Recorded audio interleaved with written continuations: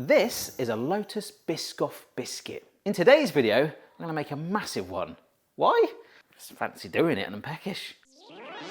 Recently, I did homemade Biscoff and they were really nice. I was slightly disappointed by the colour of them, but they're amazing. They're actually called Speculoos. There was that random fact, wasn't it? They're called Biscoff because they wanted to give it a more commercially appealing name, a mixture of biscuits and coffee, but they are absolutely loaded with spices. The one thing I think I might struggle with, we're going to make a massive dough, is to try and nail that writing on the top, which is fairly intricate like that. So I'm going to have to pull out all of my GCSE Arts and Crafts D grade and see where we go.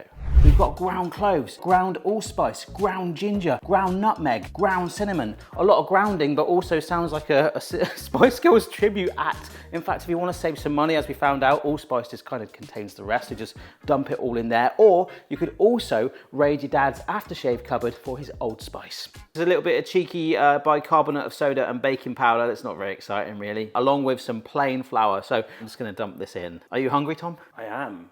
Not so much for a bowl of flour, but yeah, just cook this up. Interesting time to ask. Bicarbonate soda, baking powder, and now in with all these spices. Oh, and cloves. Woo! So off the George Foreman video, when we saw the fat at the end, where we basically made a baking candle, I'm saying this is making a giant Biscoff. I thought, you know what, I'm not going to put as much butter in. I've actually taken probably about 2/3 of the butter that's needed. It should be 500 grams, but as you can see, we're going healthy. Look at that. Real healthy, lovely. Nice. You take 100 grams off, that makes it healthy. Yeah. You're not going to eat the whole thing, are you? So, No. or are you? Right, we've got to soften this butter now. Ding, ding, ding, ding, ding, ding, ding, ding. Head whisk is back. It's time to blend. For reference, I have not had any Claire fryers get in touch yet about doing a video. Air fryer with Claire fryer. 1 teaspoon of vanilla. This is some white sugar. And when I did homemade ones before, I was a little bit disappointed in the color. I used dark brown sugar. So this is a lighter muscovado sugar. They're both gonna go in like that, okay? Now obviously that's a bit of a flip side, but with this being such a bigger biscuit, it's got to bake longer, so it could get darker. However, by maybe bringing the shade down, I'm literally clutching at Biscoff straws. It might not work, but we've got to give it a chance, right? And that still smells proper spicy, even though the spice is in there.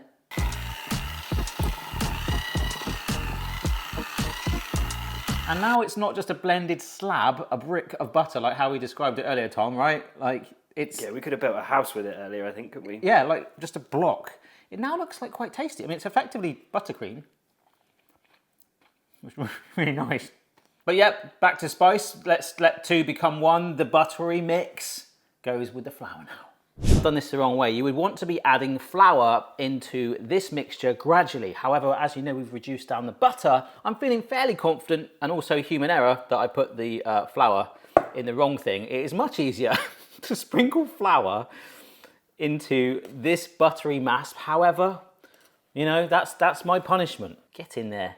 Let's see what color this comes, because if it is too pale, I'm either going to have to overbake it, which I think is going to need to happen, or I could chuck in some more allspice. I reckon when you bake it, it's going to take on much more colour than you think. Yeah, there's a lot of spice hidden in that flour as well, isn't there? There's only one way to find out. Ooh! Ooh! Ooh! Do you not make noises when you electric whisk? Right, I'll see you in a minute. This is very exciting. I'm really happy with the colour on it. It's not too dark, but look at it. It's a floury mess right now. I can handle it. It's proper dough that can be shaped. I still need to like mix it a little bit. And obviously, look, that is like way too soft, which is why we'll chill it. And this, I think this is going to be enough, because that's going to be way too fat. These things are thin. Alrighty. I mean, look at it. It's quite thin, right? It just needs a little bit of loving. I don't know what I meant by that. I've got enough dough here. I need enough for the number. I'm going to do it again. See you in a minute with hopefully a big Biscoff tongue. I'm really happy with that. It was insanely delicate. As we know, it's still room temperature, so that butter is kind of like, hello, I'm butter. put it in the fridge, lock it in, and again for this extra dough that we've got left over, that's where once that chills as well, it'll help us cut the lettering, which I'm really, really, really not looking forward to way more. We're gonna shove that in the fridge and also got a little bit of room either end for potential expansion, but we need to get this a lot colder. All right, so no guesses for what I'm doing right now. That is the Lotus wording downloaded from the internet, and it's gonna help give me a template to try and make this thing look legit. If I just go like that, just follow those lines. I cannot tell you how hard this is. I'm on my final letter and I'm flouring the knife. It's a little gummy, but once I've got it in the rough shape, that actually doesn't look like a U, but that looks exactly like the U I'm trying to do. The rest are in the fridge to firm up. Just got some squiggly lines to do. That should be all right, shouldn't it? Just have a little look at this. There is, obviously the letters, they don't take up that much of the biscuit. There's a gap between it, then there's a border all the way around. On the north, south, east and west, there's some sort of like lump, and then there's lines from that outer line going to the edge of the biscuit. So we've got loads of dough left over. Let's dough this. Just maybe gonna do like fatter ones on the end there, like that. This is actually gonna give me a border for the outer line to hit, and then we just fill it with the smaller lines. Right, look at that. Oh, goodness me, this is fun. This is ridiculously fun. It shouldn't be, this should be extremely stressful. The letters, I'm not gonna lie, that was horrendous. That was absolutely horrendous. Right, I wanna finish it off and do those lines, but this needs to chill for another 10 minutes. Then we'll line dance, baby. Genuinely, that looks absolutely outstanding. If last night when I was actually slightly worried about this, you told me it would look like this right now, I'd be happy. However, when it bakes, if it turns into one rectangular blob, that's another story altogether. Letters. I really must stop eating these off camera. So for reference, that's what we're going with.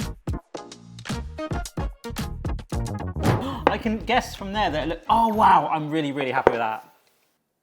Wow. So we're gonna preheat the oven, and whilst that does preheat, we're gonna get that super chilled so that hopefully when it bakes, it does enough to like merge it, but not melt it. Get in there. And please don't melt. Do you know what? I'm thinking it ain't gonna melt because it's so thick. It's almost the thickness of those biscuits, those raised levels. So it's gonna need some serious heat to do that. I guess we'll find out in however long it takes to bake. Normally 15 minutes. I'm probably gonna go for about half an hour. That has had a whopping 45 minutes in that oven.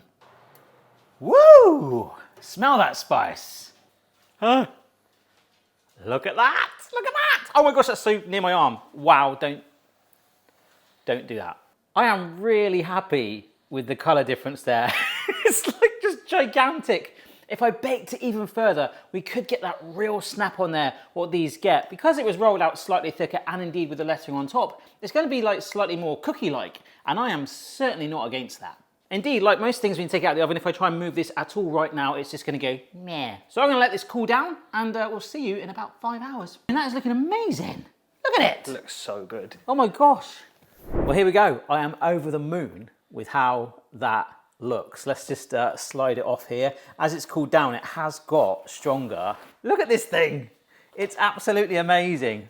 Actually, no, I don't want to pick it up, I just want to eat it. Actually, on that note, whenever I make big things like this, a lot of people go, hey, you should have given that to Beard Meats Food.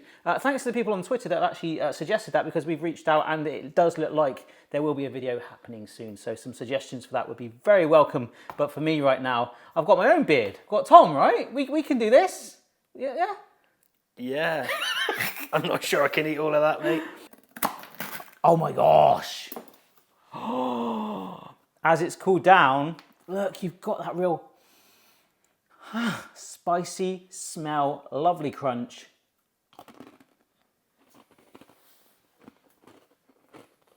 It tastes so good. Slightly fresher. I might have pushed the nutmeg, if anything, slightly more, and I quite like nutmeg. I think you can actually agree. We have nailed that. Remember, the Patreon competition to win the pizza oven by the end of February. If you sign up to the top tier of my Patreon, we had some new sign-ups. It was shut for ages, so we've extended it till the end of February. Good luck with that. Amazing pizza oven, and another follow-up video. There's a whole community of people that pimp those. That's another story. That's exciting.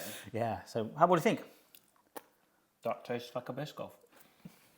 You know what, I was quite scared of this. As I was watching it in the oven, the letters were kind of merging together, but you have still got that sort of, that raise where it's there, and that's enough.